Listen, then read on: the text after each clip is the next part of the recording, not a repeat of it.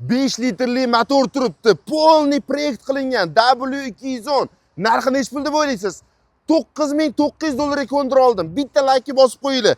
Kerak bo'lsa borib mana bu diskasi, bamperlarini sotib olsanglar ham 1-2 so'm puli chiqib ketadi. Ya'ni mashina sizga Matizlarning puliga tushib qoladi. Mashinaning salonlarini qarang, noldan boshqatdan bu ham proyekt qilib yig'ilib chiqilgan ekan. Ya'ni salon holatlari ham kojning hamma joylari boshqatdan pertyashka qilib tikilgan.